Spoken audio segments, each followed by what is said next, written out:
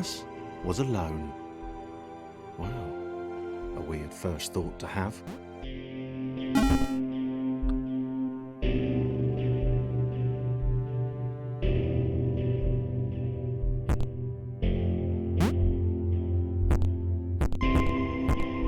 Thomas decided to start listing his observations for posterity. 1. The whole alone thing. 2. Portals. They led somewhere.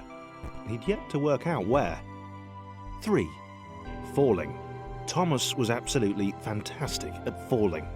He was almost as good at falling as he was at observing.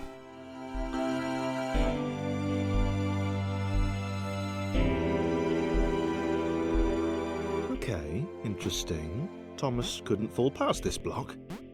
Think, damn it, think! What if there was some kind of inverted fall?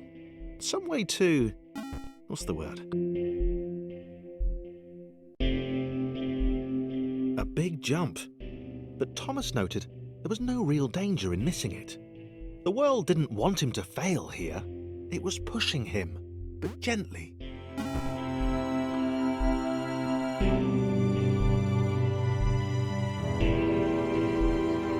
This all seemed a little dangerous. The world was not to be trusted. It was unstable, and it seemed to Thomas that it could let him down at any moment.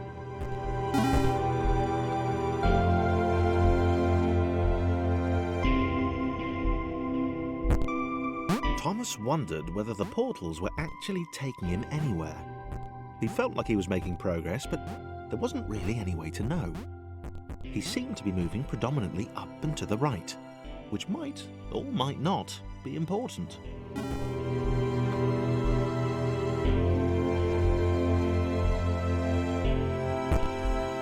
It might have been paranoia again, but Thomas could have sworn the world was becoming more complicated. It always seemed to be one step ahead of his skills. It had been designed just for him. He wondered why. Was the world testing him? No. Too obvious.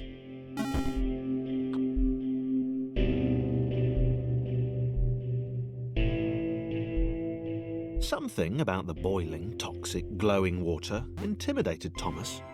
He didn't like it. He certainly didn't want to swim in it. He made another mental.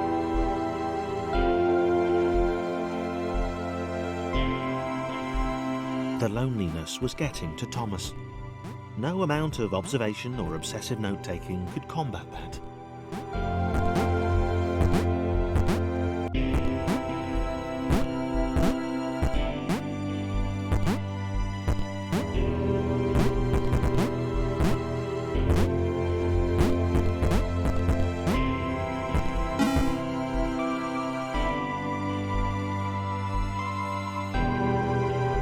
Had a new theory. The world was training him. He could feel himself getting smarter. There was the mental list to consider. Over the minutes and seconds since his spontaneous generation, he'd become a pretty skilled jumper. He was evolving. He just wished he had someone to share it with.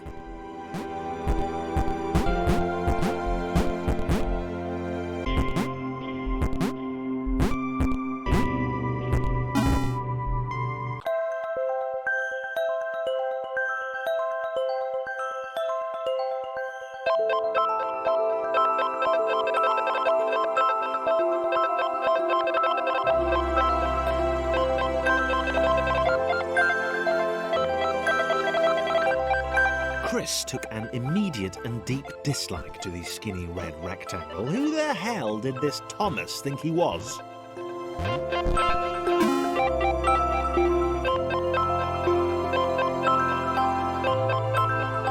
Chris had been doing fine.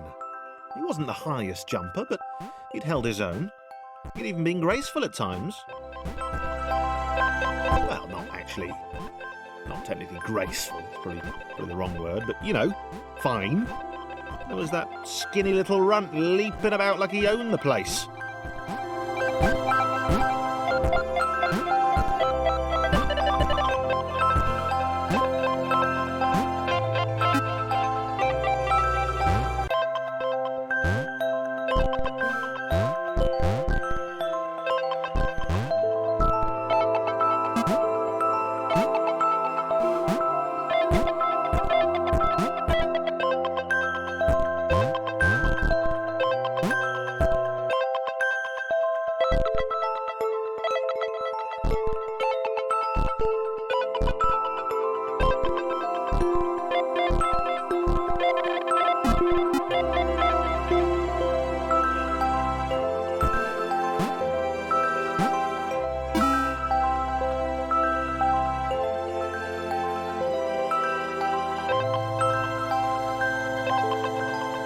Okay, this was more like it.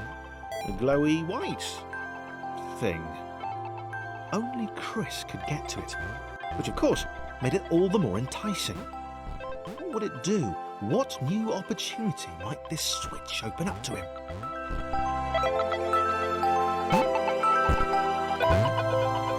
Great, great. Another chance for Thomas to jump slightly higher than Chris. How fortunate. Seriously, this made the whole switch pressing thing entirely worthwhile.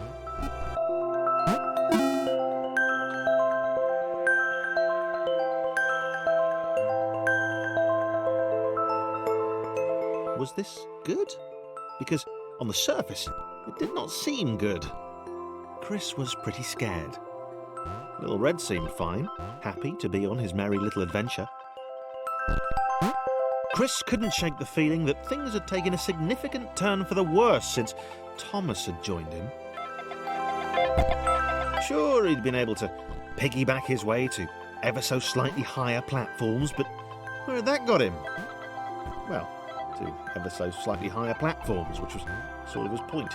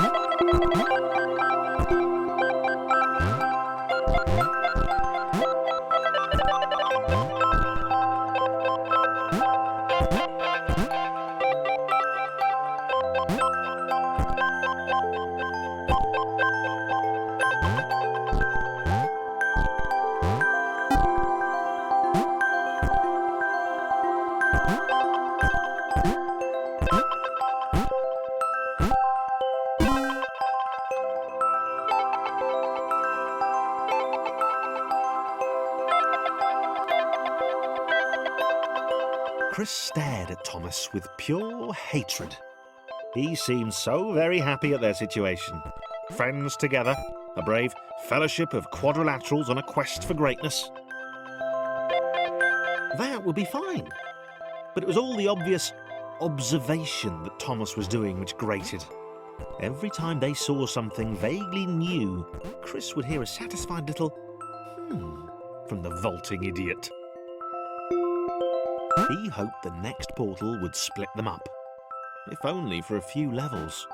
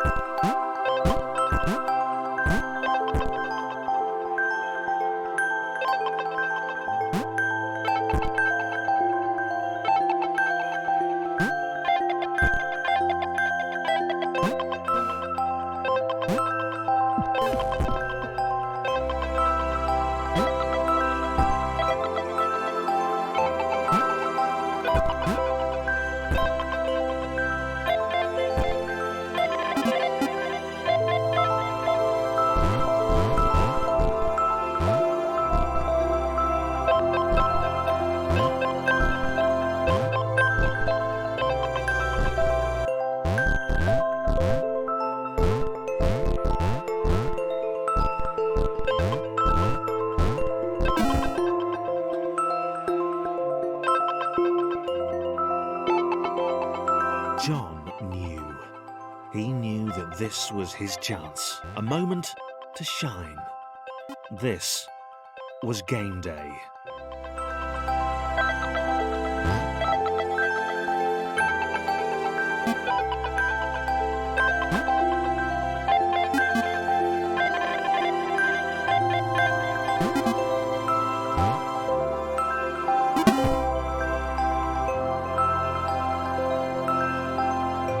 This would not do. John needed room to show off his exceptional skills. As it was, he was trapped on the wrong side of these little dot things. Where did they come from, anyway?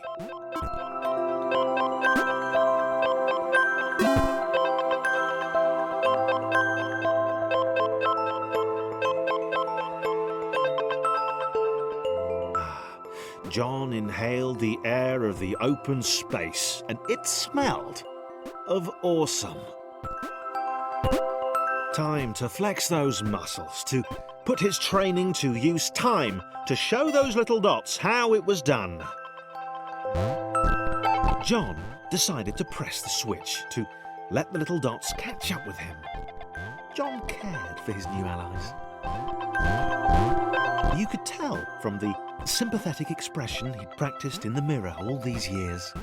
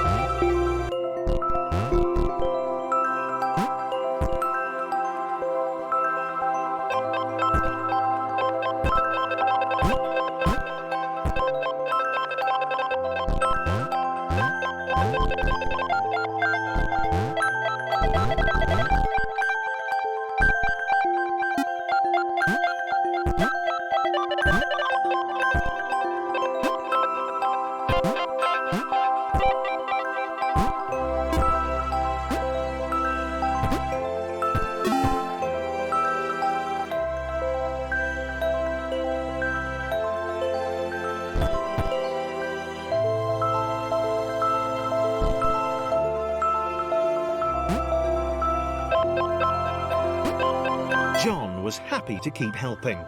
He felt it was important to his image that he was seen to help the little guys.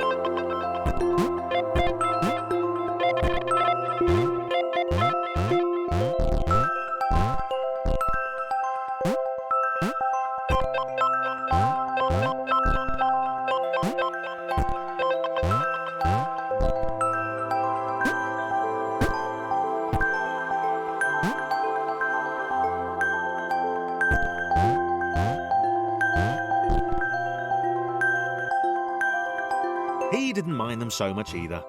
The red one, Thomas, had a charming way of applauding every time John jumped.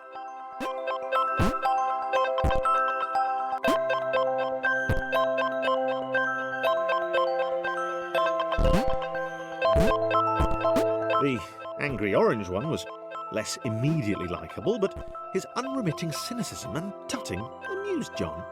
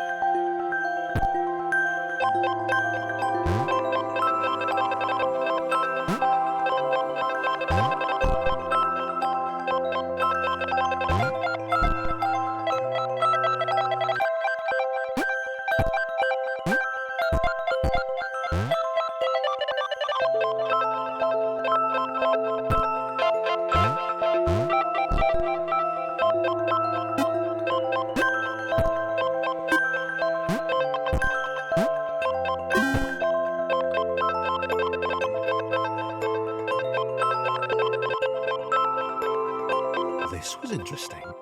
A floating target. This would require coordination, balance, and timing. John was sure the dots would be lost, but he was happy to guide them to triumph.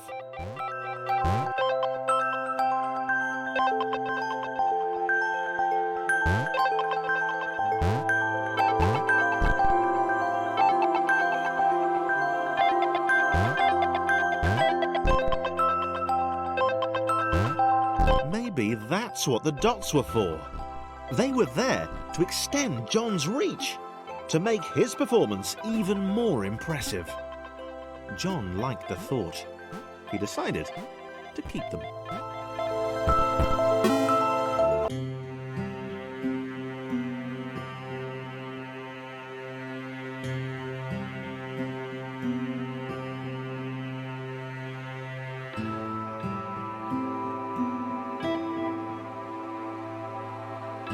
So, this was how Claire would die.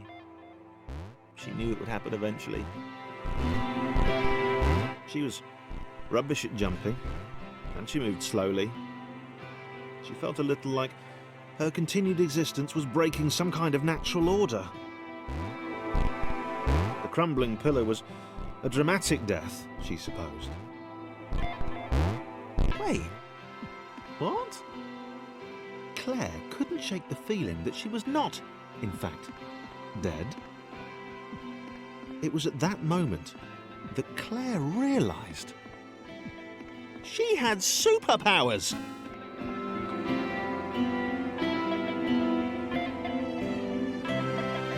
She'd need a cape. There was no getting around that. You couldn't be a superhero without a cape. Claire didn't want confusion. If you saw a cape, that made matters clear. You knew what you were dealing with. Claire was all about communication. And, you know, floating in water, which was her superpower.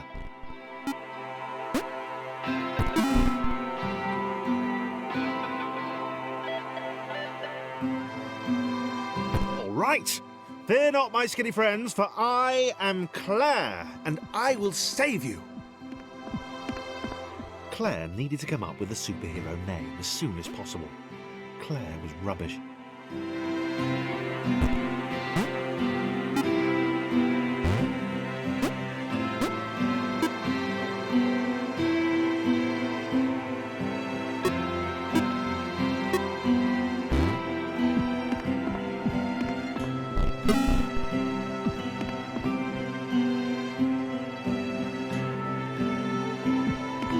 Claire arrived just in time, which was, of course, the perfect moment for superheroes to arrive.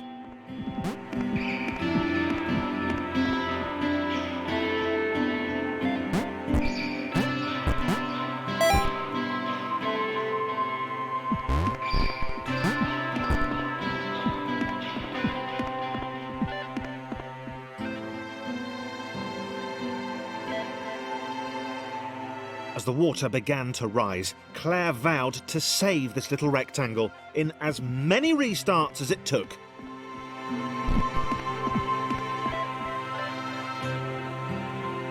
Claire wondered if Thomas would make a good sidekick.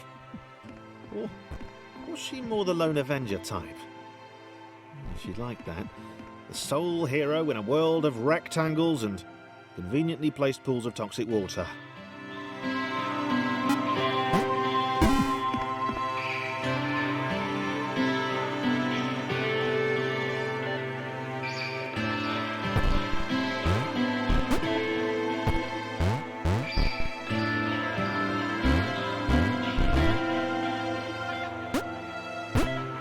The others told Claire that staircases were a bit of a fixture here. Claire wondered why the world made it so difficult.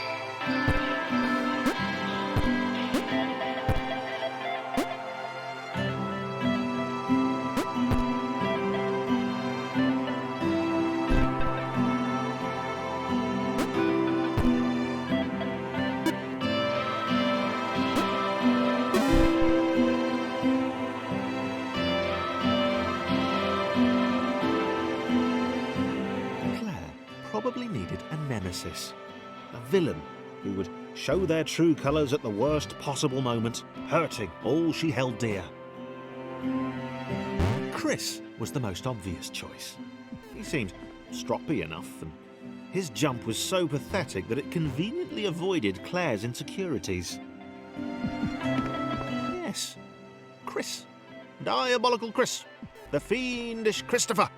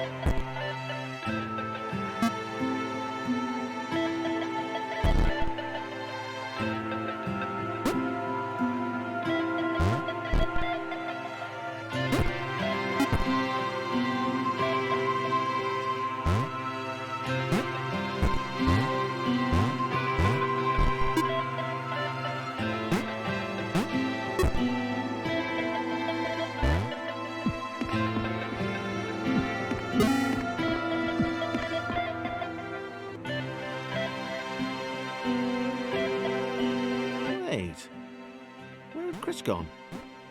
Was he off somewhere, plotting Claire's downfall? If Claire was honest, and she had to be because she was a superhero, this was a troubling turn of events. Still, there were reasonably sized bodies of water to cross.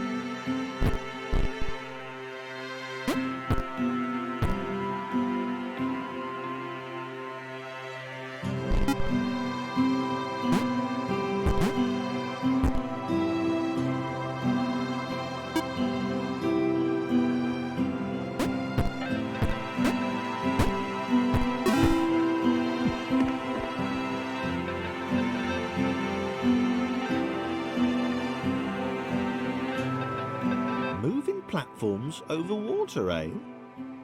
Claire's newly heightened senses told her that there were multiple paths across with various possible configurations of the little posse.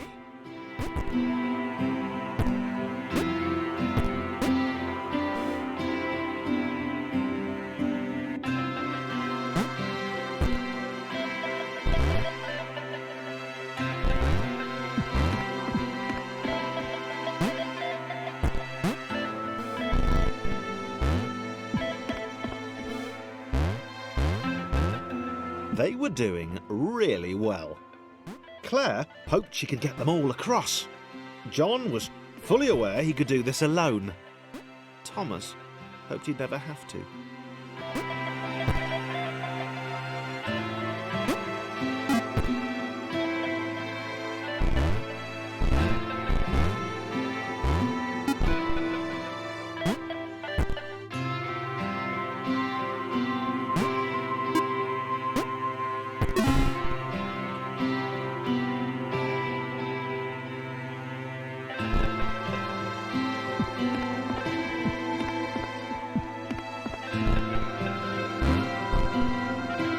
Claire was alone, which was odd, because she wasn't meant to be alone. She needed to be where there were rectangles to save. Being the only superhero in a given space kind of defeats the object. Spikes? That was new. Claire avoided them. She decided they were most likely her kryptonite. Not the rubbish red kryptonite either, the proper radioactive green stuff.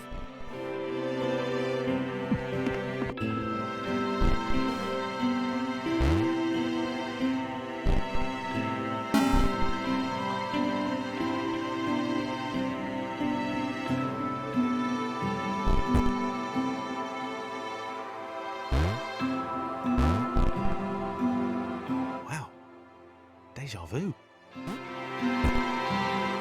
Was repeating, and this time Thomas was here. Claire felt something had gone wrong.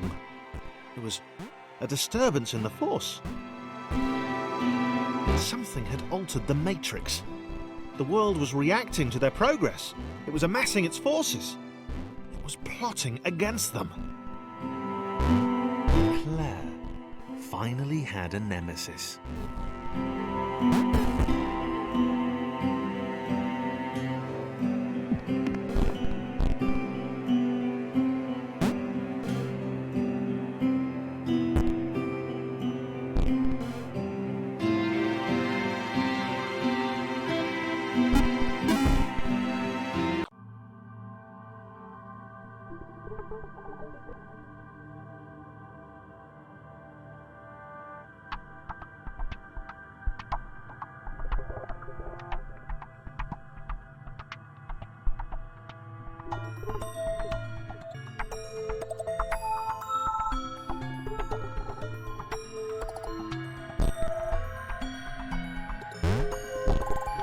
Laura was pleased this one was behind a wall. Maybe he'd never know what she could do. Maybe they could just have a conversation. Hang out. As long as he didn't find out what she could do. Which would never happen so long as they stayed separate.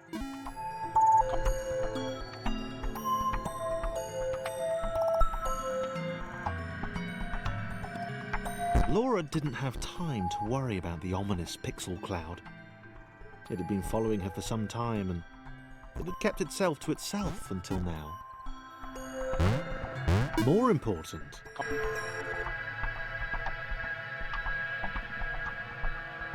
as the square, who had shyly introduced himself as Chris, bounced atop Laura, she began to worry that he was just using her like all the others had.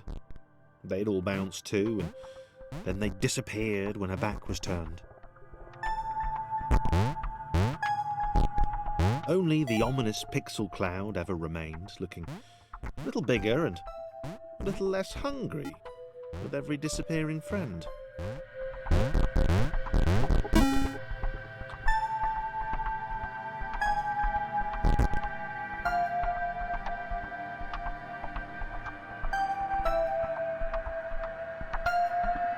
With every bounce, Laura found herself less and less irritated by Chris.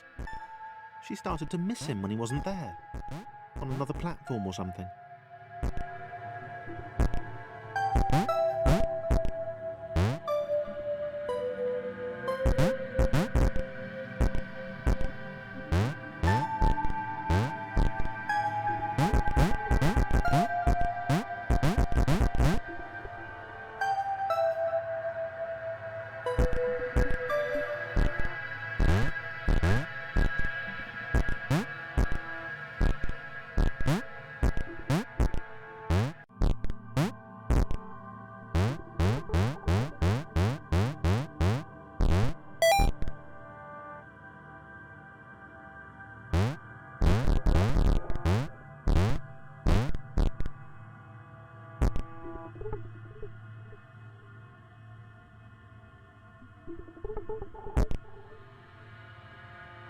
She'd wonder what he was up to.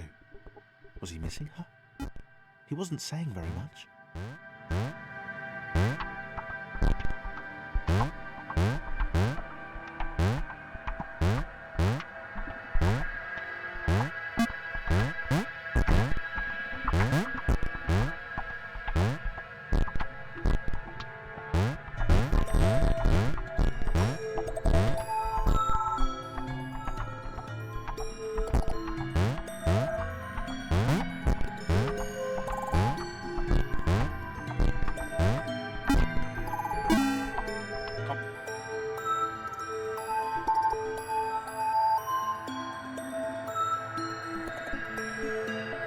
Chris was in love. She was perfect. He had to tell her so. At some point, he would definitely tell her. Probably best to wait for a moment the large, ominous pixel cloud wasn't about, though. Yeah, probably best to wait.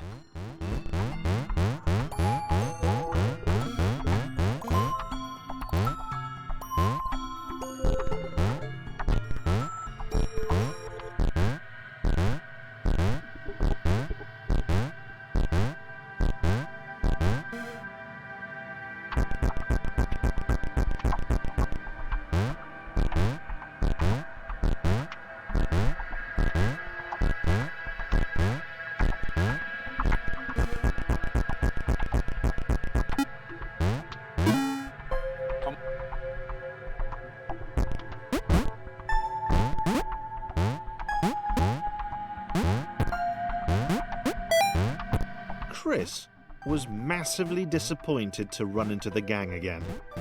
He'd enjoyed the alone time with his new girlfriend.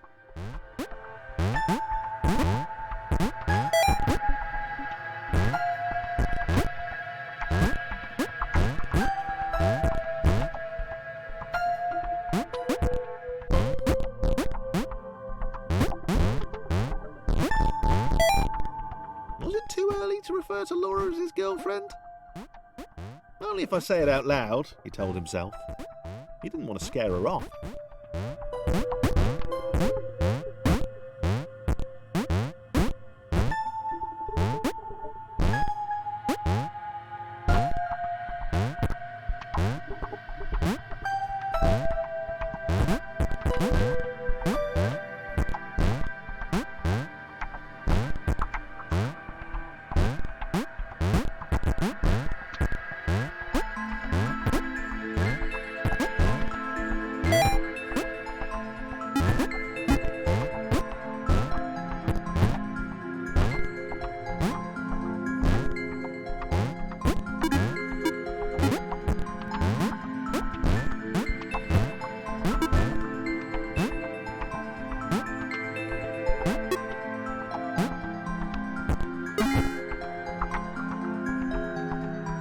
The others seemed suspicious of Laura, and the eager-looking pixel cloud of death which seemed to be watching her.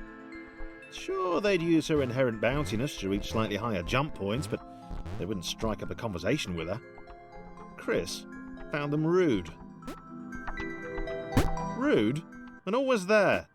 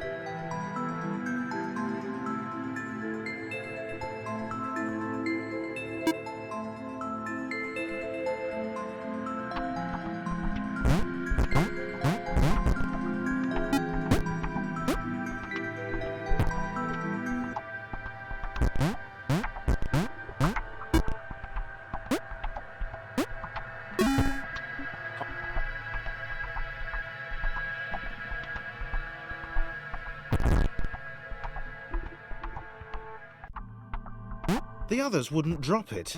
Who's that cloud guy? Why is he following us? What's that rumbling hungry sound he keeps making? Chris, can we just leave Laura behind?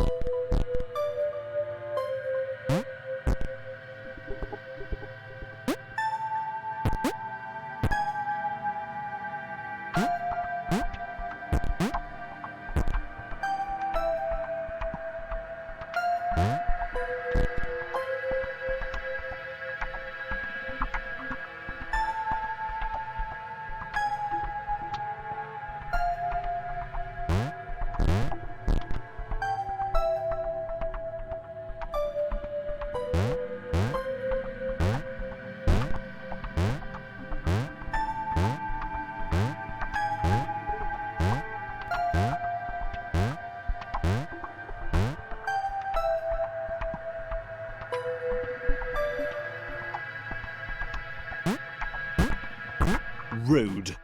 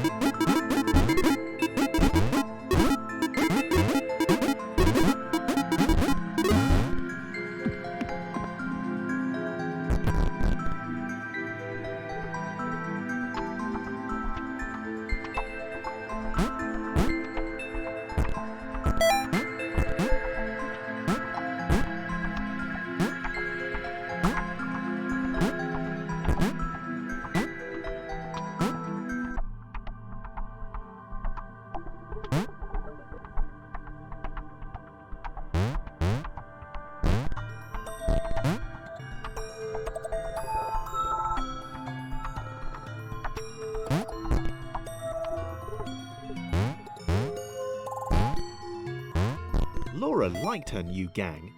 She liked Chris. She liked having friends. These ones seemed to be sticking around too. Not like those losers from before.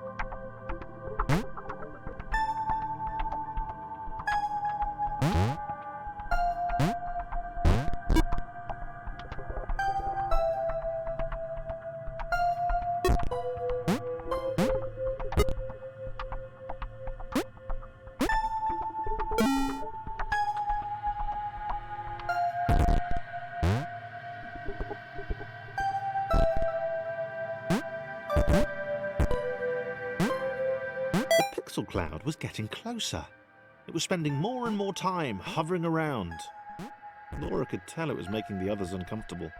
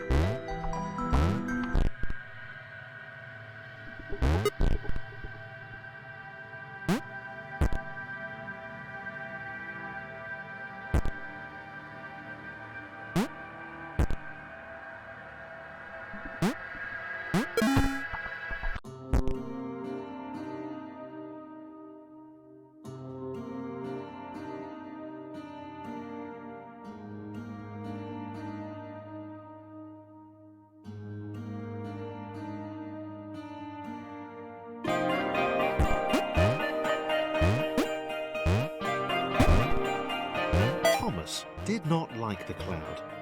He'd long since stopped listing his observations, but he instinctively observed that this thing was bad. And he'd been right about the water.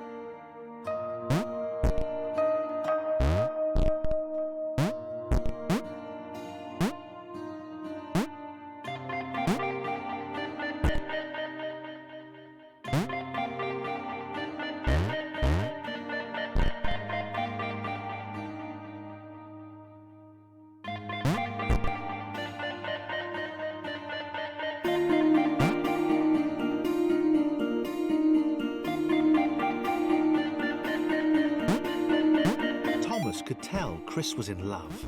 And that was fantastic and everything, but that didn't mean they could let the doom cloud keep following them. Thomas was going to put his foot down once they got to the next level.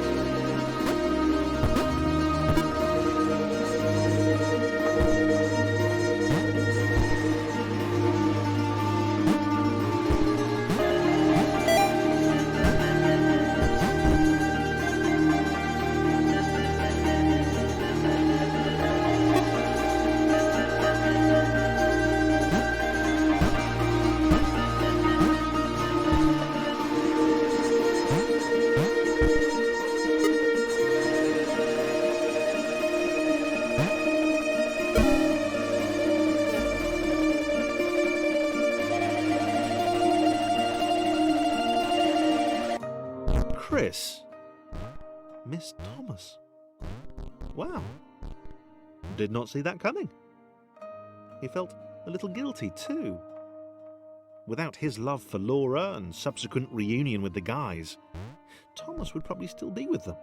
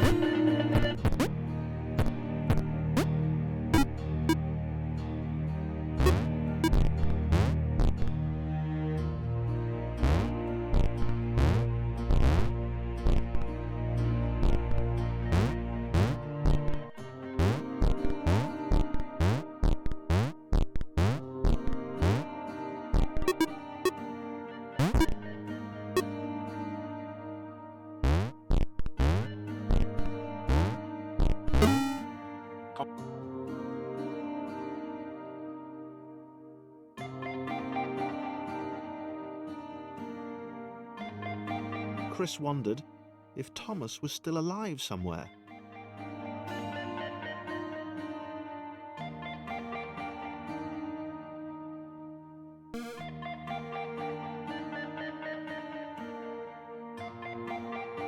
He wasn't going to go looking for him, but he did wonder, and that showed character.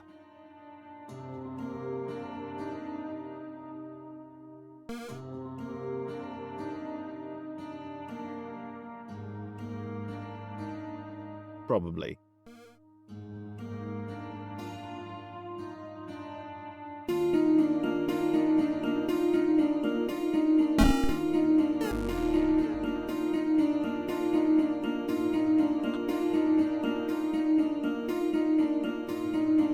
Maybe the others hadn't abandoned Laura all that time ago.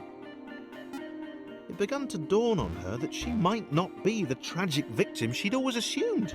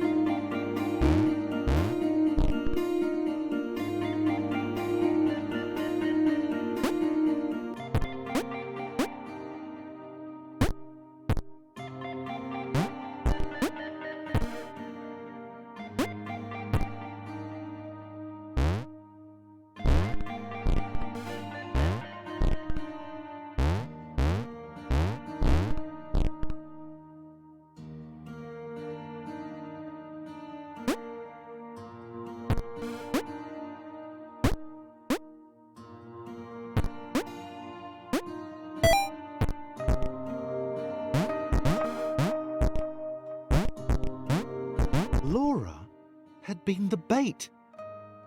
She had a hunch that she wasn't needed anymore.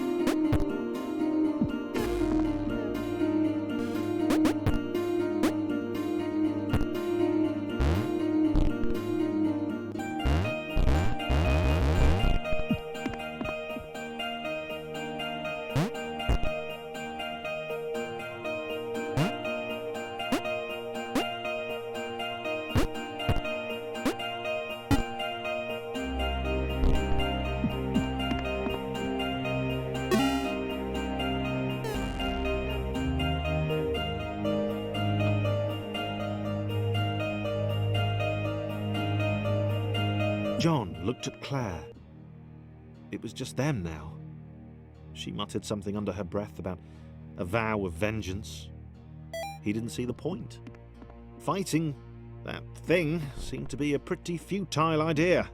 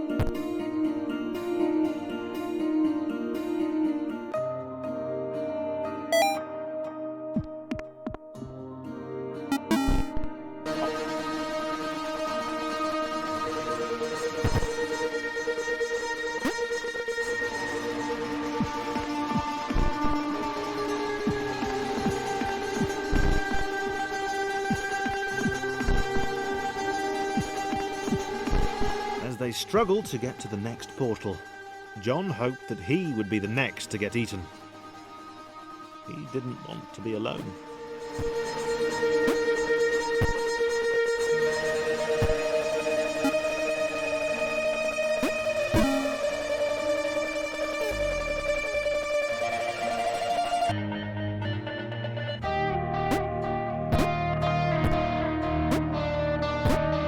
For the first time in a while, John didn't have an audience.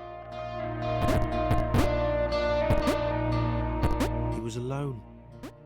Leaping from black square to black square didn't seem nearly as exciting now. It just seemed empty.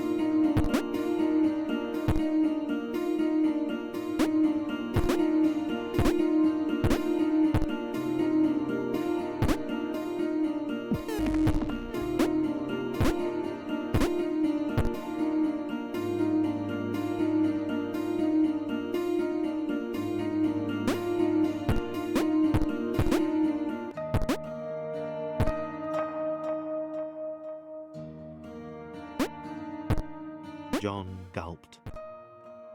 He knew he'd never escape. He knew it was waiting for him. He decided to jump the massive scary gaps, for old time's sake.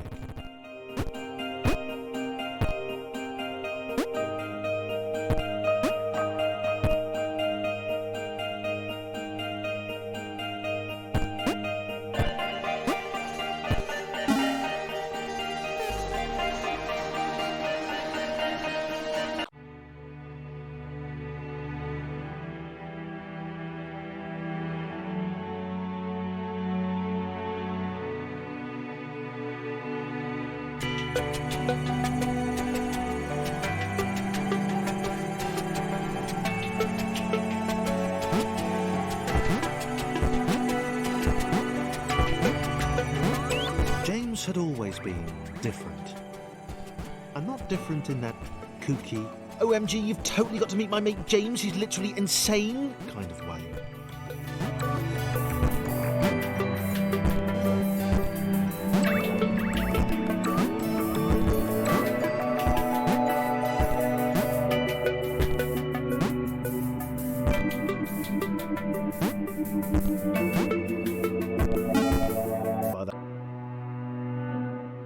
He'd not seen anyone else in a long time. Not since getting eaten by that cloudy, pixely thing. He'd turned up here in some kind of cage.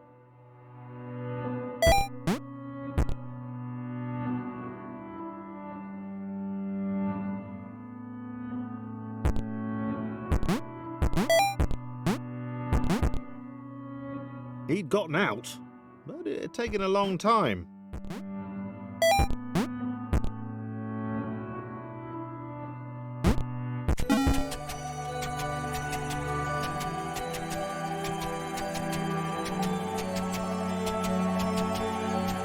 James liked being alone. No one to insult him or question his unique disregard for Newtonian laws. Hey Jimmy, where are you going? Up?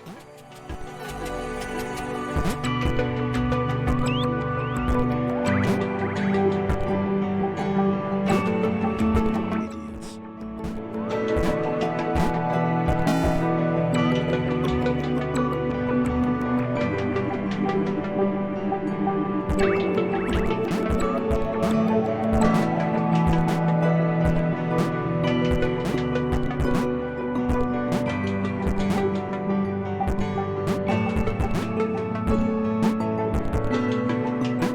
Red guy looked confused.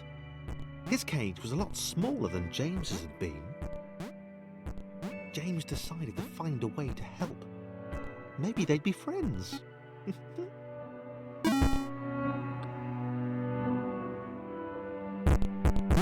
Thomas had no idea why he was here. One minute he was with his friends, the next he was being freed from a cage by a green guy with a nervous laugh. He knew he had to get back to them.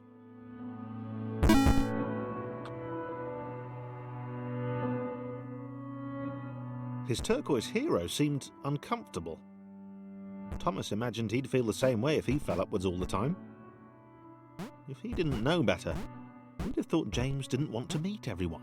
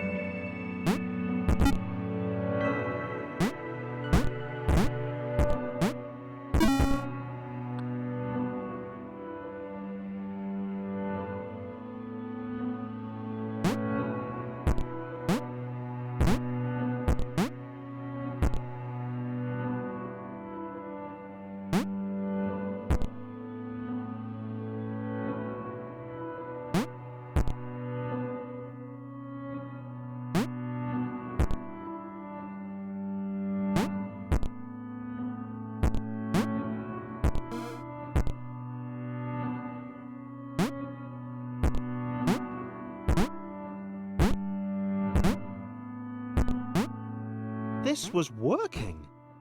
James and Thomas, working together, could get anywhere. James didn't seem to understand the immense ability he possessed.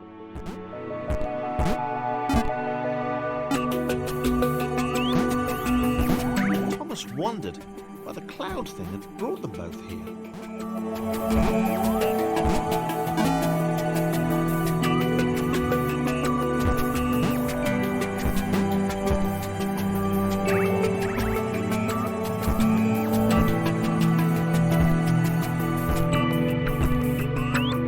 Grudgingly helped Thomas to each portal.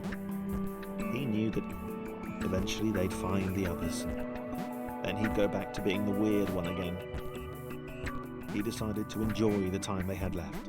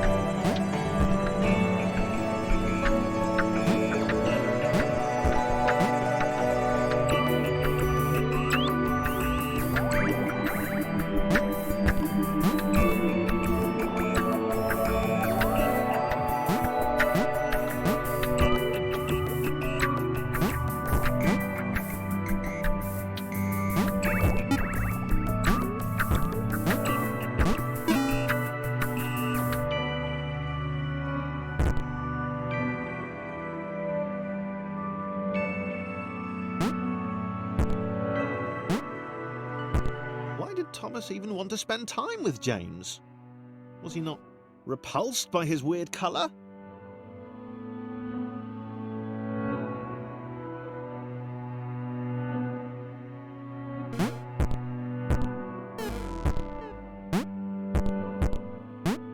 Did he not care about his inversions?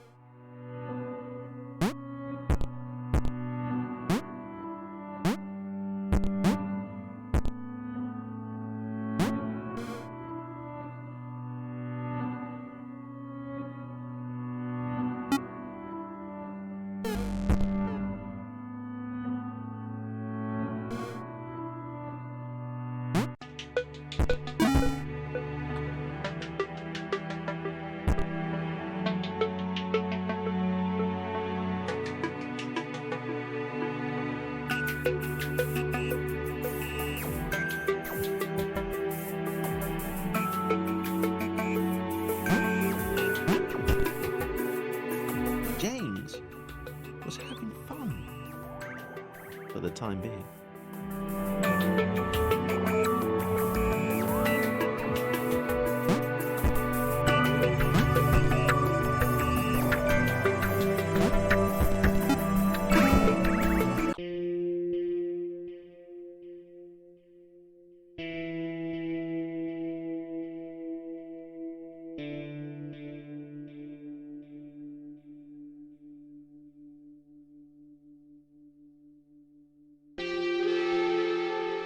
Sarah leaned her wizened head back and laughed. Ha ha ha ha ha ha! The quadrilaterals were apparently after some friends of theirs. How petty an adventure.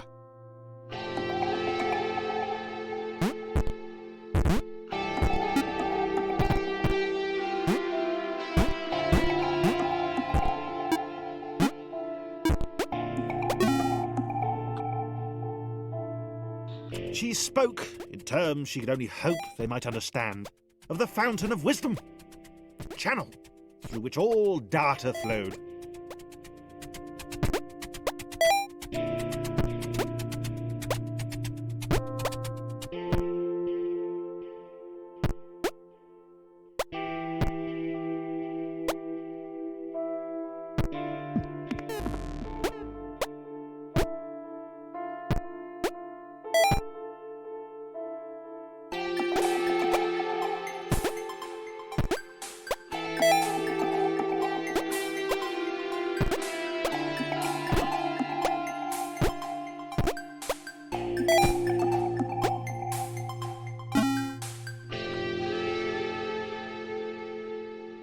Sarah could leap in the very air itself. She was like an eagle or a flea. More like an eagle. She had vowed long ago that she would know this world. She would know what this world was. And she, the Red One, who spoke wisely for a lesser, offered Sarah their help, so long as she then helped them save their friends. He said that he too had wondered of the secrets of this world and would quite like a go on the wisdom fountain. That was okay. Sarah marvelled at his foolishness, but accepted his help.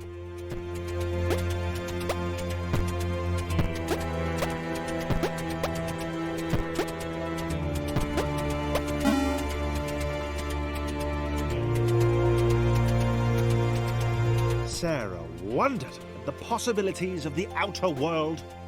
She had heard legends of a third dimension. Perhaps she'd encounter one of those curves the blind square had spoken of.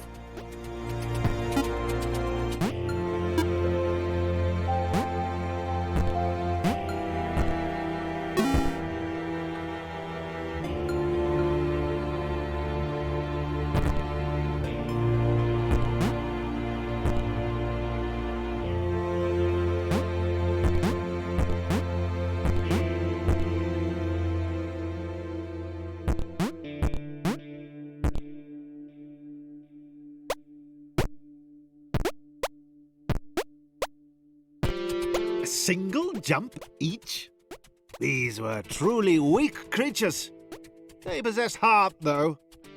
Sarah might consider taking them with her, if they were up to it, which they were probably not.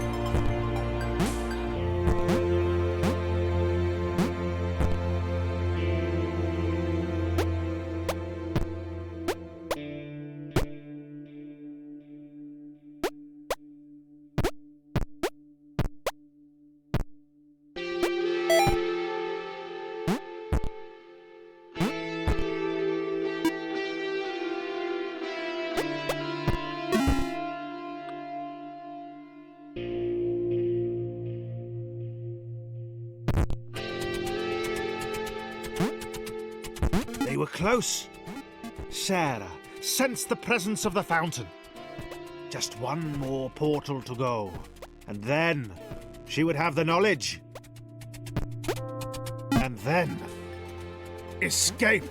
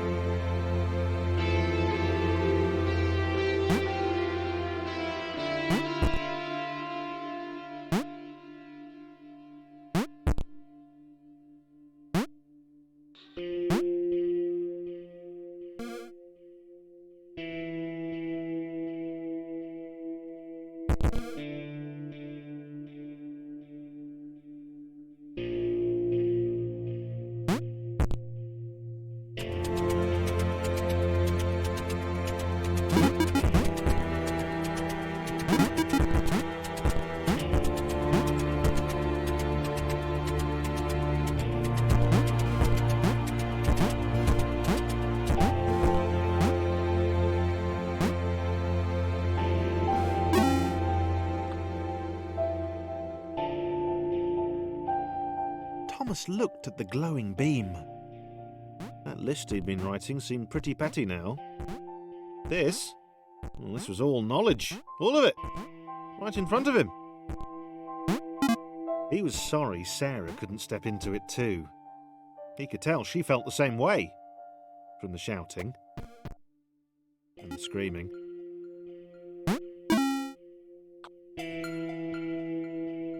Thomas was connected to the internet for 12 seconds, and he had seen everything. He'd seen the cat who couldn't spell, he'd heard of the arrow through the knee. He felt there was probably a thing called cake, but that it was a lie.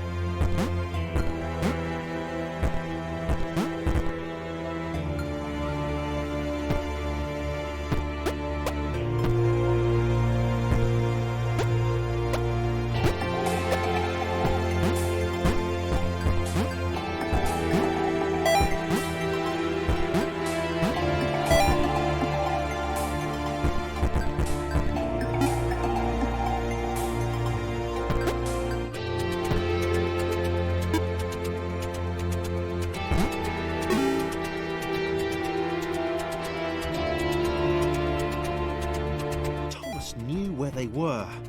He knew what they had to do. He hoped the others would understand. They were just beyond the next portal.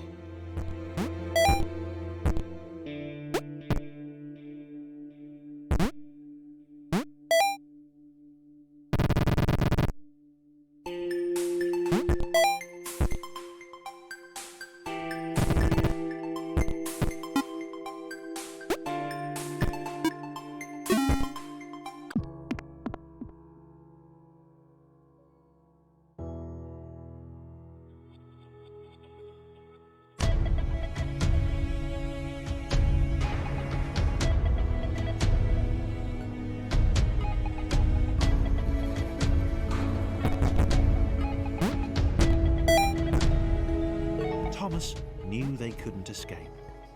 They'd been trapped permanently from the moment the clouds ate them. He explained this to the others. It was impossible to gauge their reaction. After all, they were just rectangles.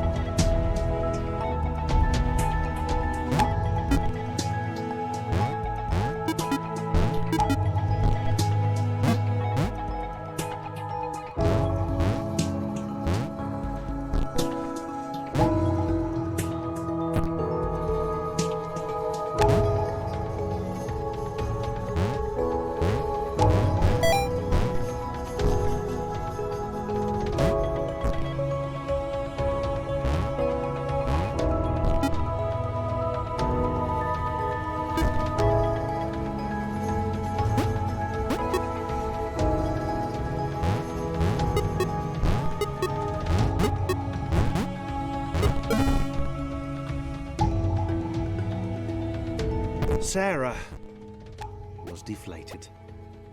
She'd not even got close to the fountain. She could tell from the earnest expression on Thomas that the information it had imparted was clearly important. Sarah knew her destiny was now to support him.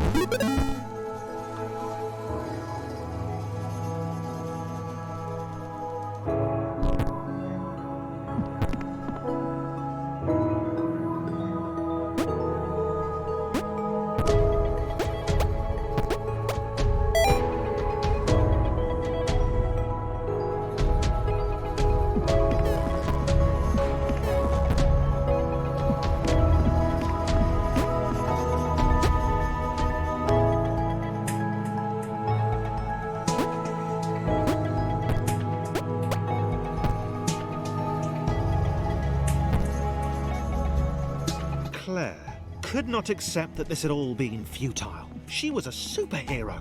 There had to be a way.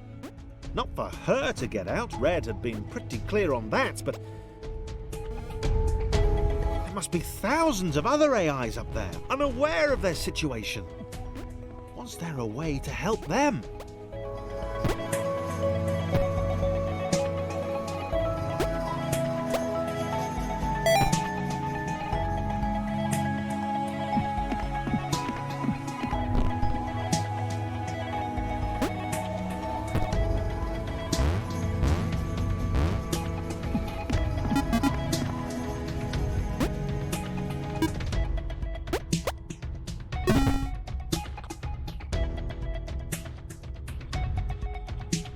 Thomas led his friends to the creation matrix, the system which generated the worlds up above. He had a plan. They were going to redesign the world. That's what the humans did. They changed the world to suit them. Why couldn't they do the same?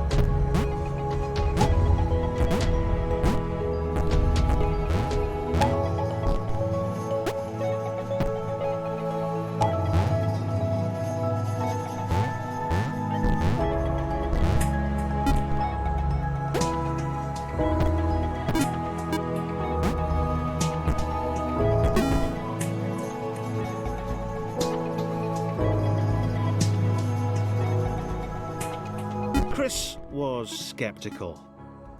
He knew his abilities would be of no use to anyone, but Laura smiled at him. And immediately, he knew he had to do everything he could to help them get there.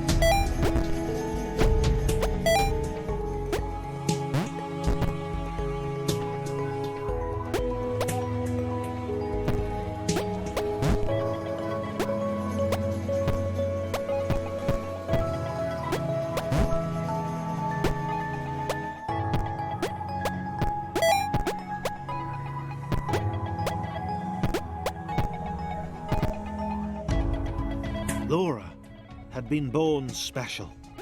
She understood that now. She was created to help others. If her bounce could be passed on, then this would all have been worthwhile.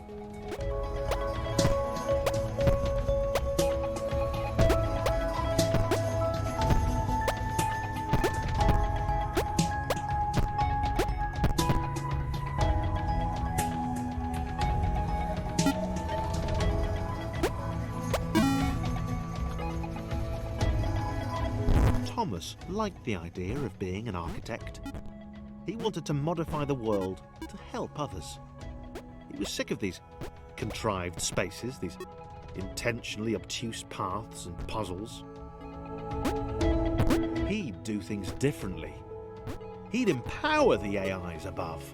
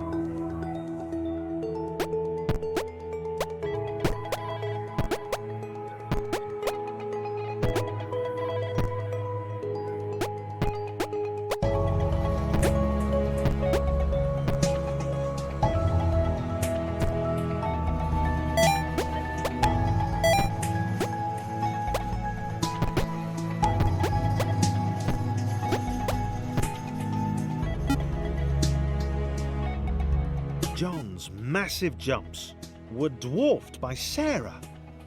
For the first time in his life, he felt humbled, not as good as someone else.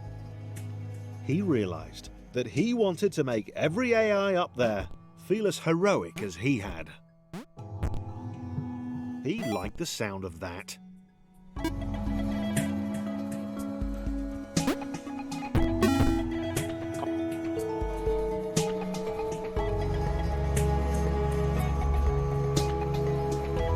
James still felt weird, but he realised now that everyone else was too.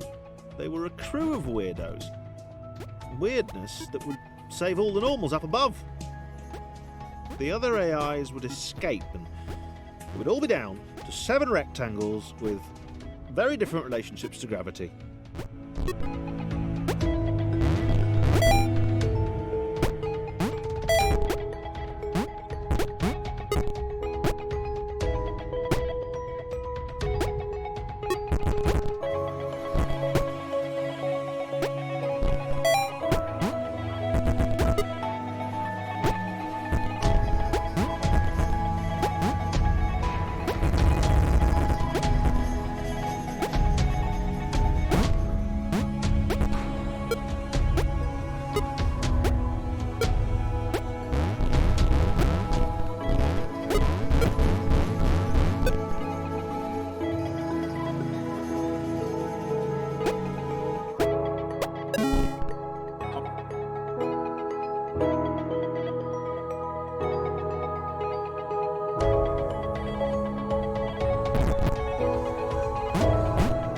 Thomas knew he'd never meet Nathan Fillion or a Transformer.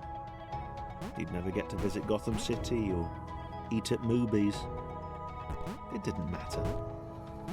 If he and his friends jumped into the creation matrix, they could give everyone else in the simulation a chance to.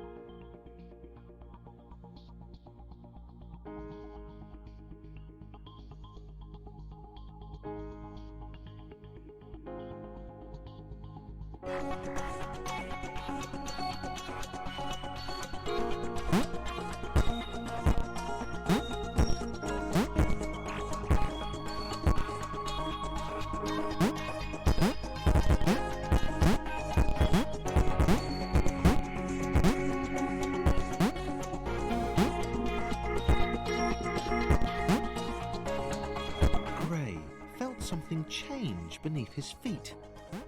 Something had shifted. The shape in front of him hinted at a possibility. Wow. He couldn't do that before.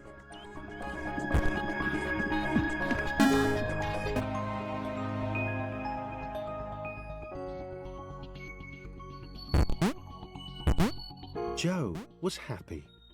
They'd settled here. They'd not seen another AI for many cycles, and she liked it that way. She saw Sam leap into the shifter with fear.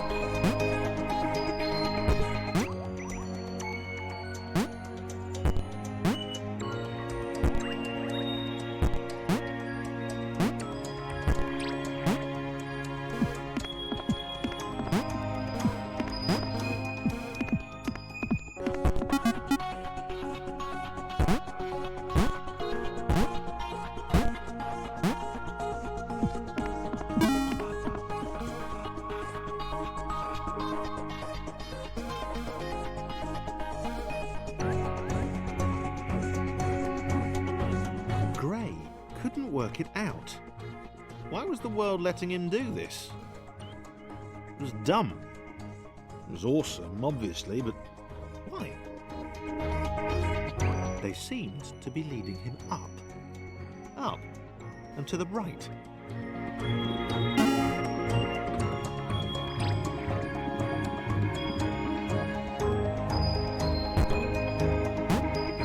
Joe wished Sam would stop.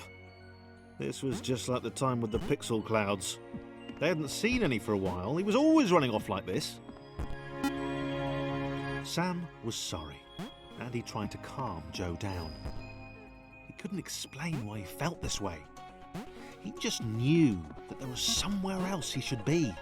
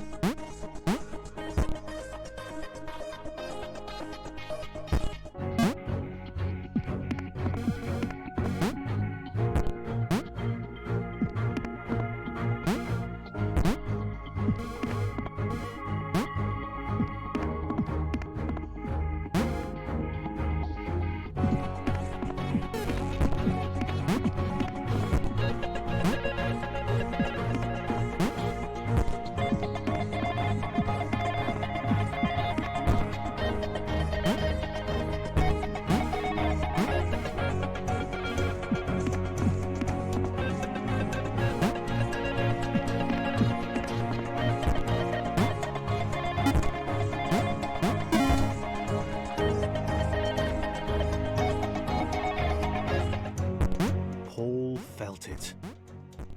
There was a whisper to the shifters. They had not occurred randomly. They had been created. He set off.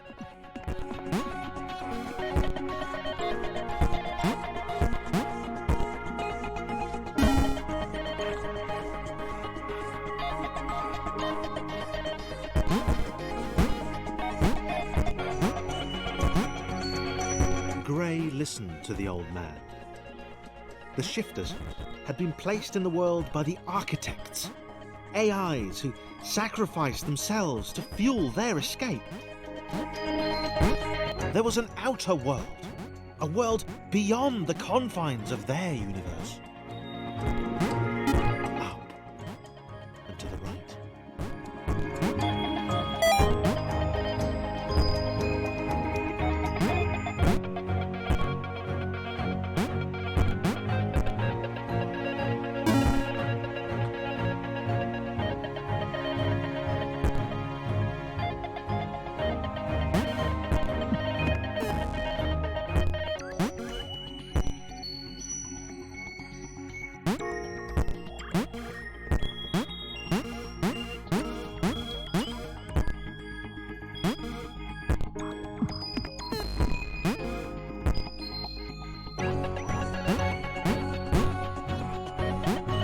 Jo was growing to like her newfound abilities.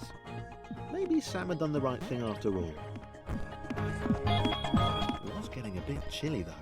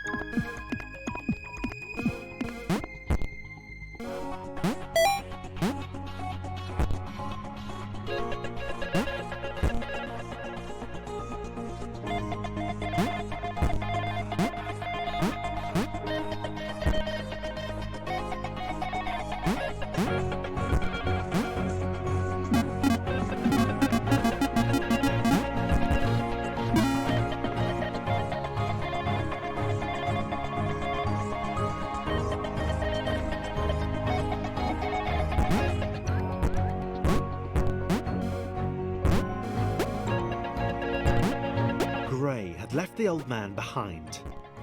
He had to get to this exit. He had to be the one to get out. A whole world to himself. He had to get there before anyone else did.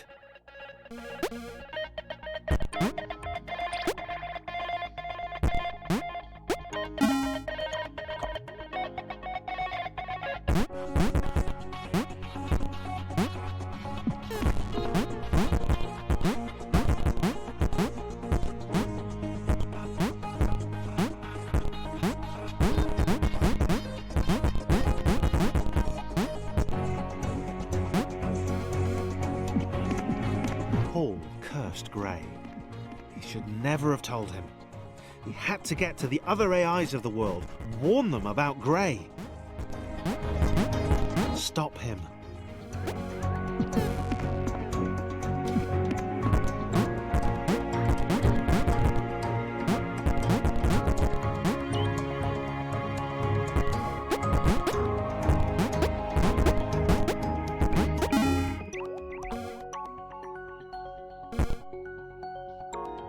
Jo and Sam saw Gray across the gap.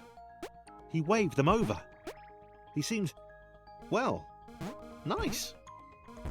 They helped him to the next portal.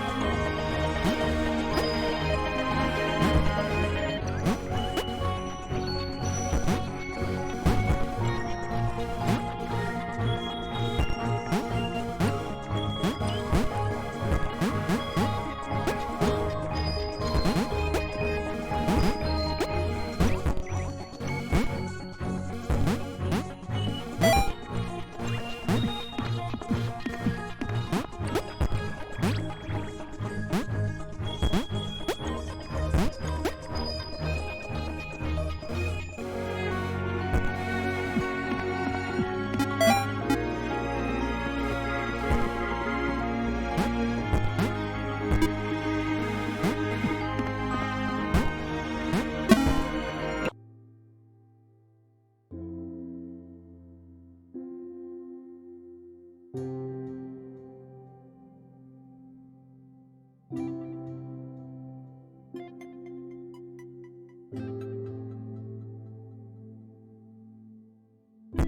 Jump had been together for a long time. They were a machine, a well-oiled machine. They could jump like nobody's business.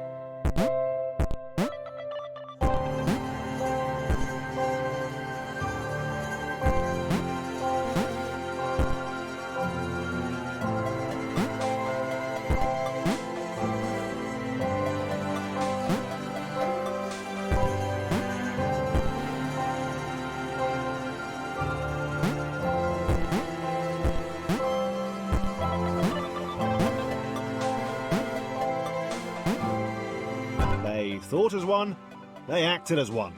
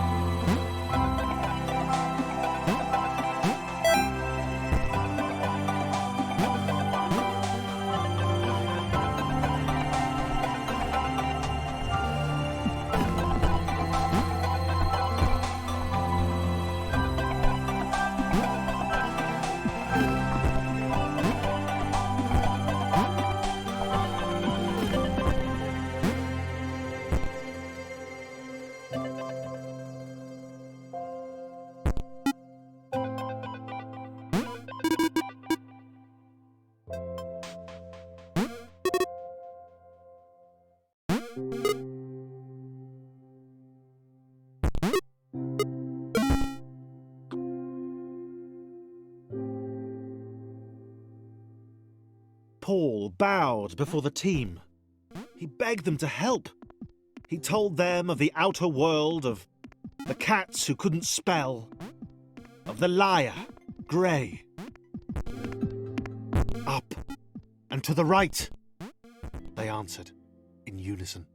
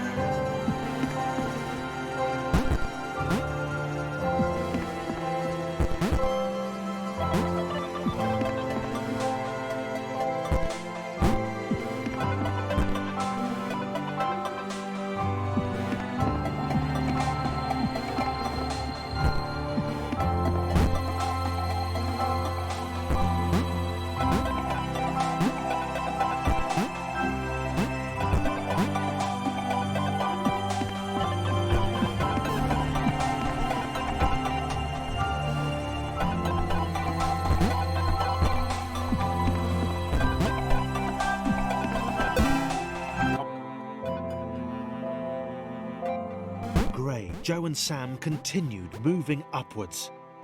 They had to make it.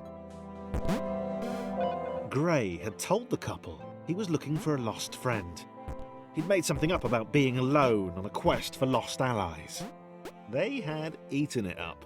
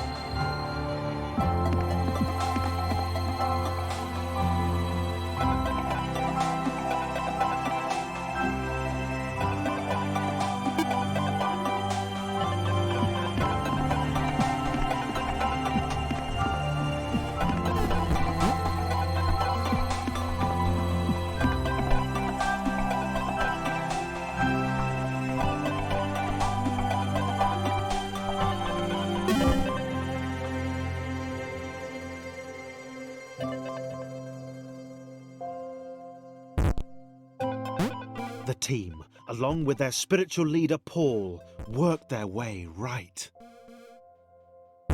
Team Jump were proud of their progress. They'd obliterated all challenges in their path. Yeah, they'd heard of individuals getting stuck on staircases or stepping stones. This did not happen to Team Jump.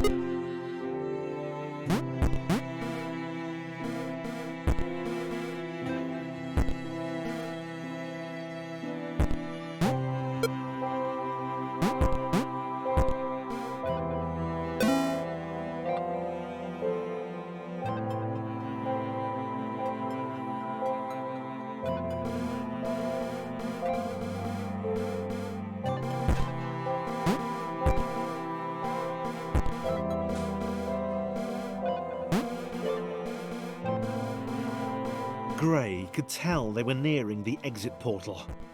He smiled to himself, trying to work out the easiest way of dispensing with his allies when the time came.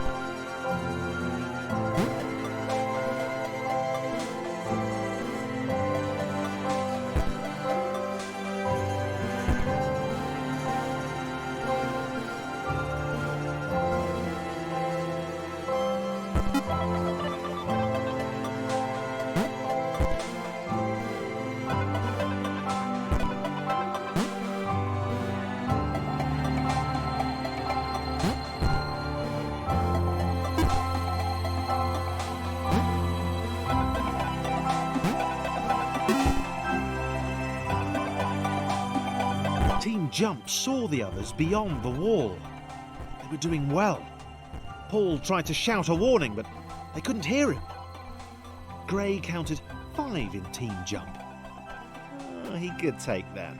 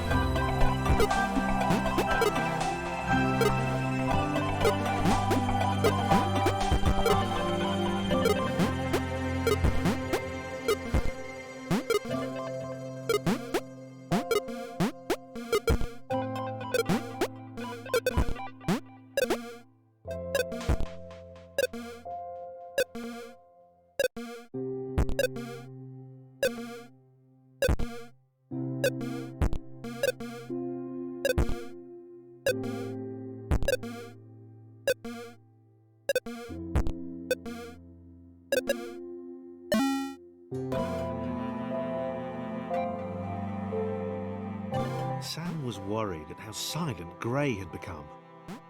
He wasn't responding to Joe's questions or acknowledging them at all.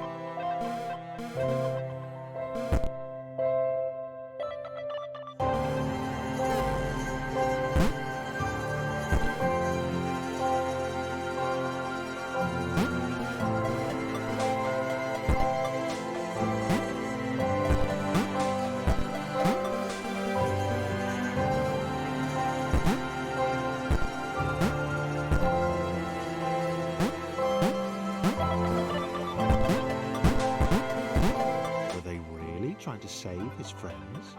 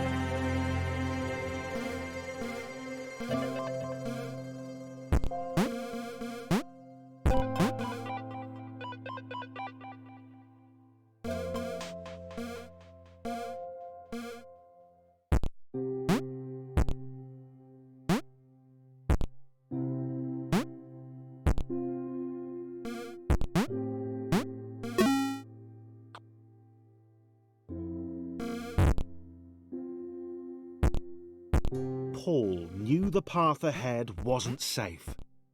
He told the team to wait, that he'd come get them when it was secure. Gray had to be stopped, whatever the cost.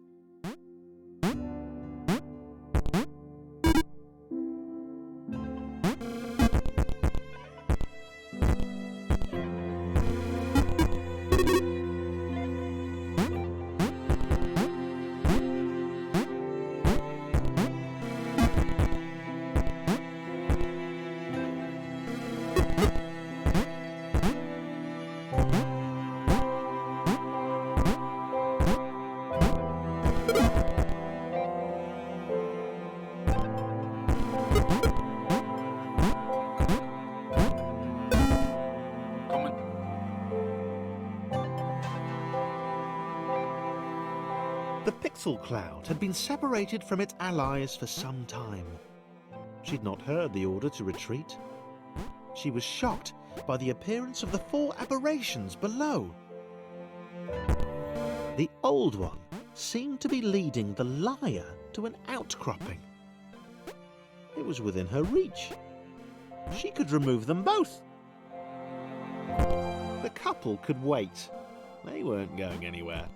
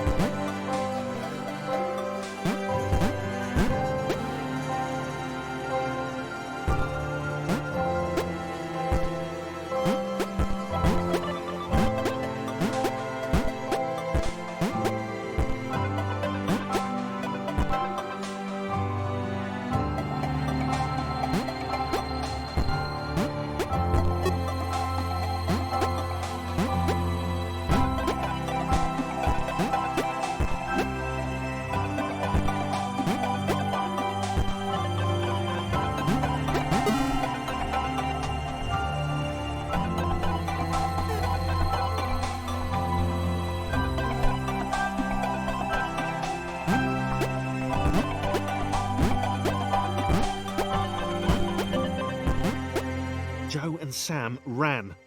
They had no idea where these final portals would lead, but it had to be better than this.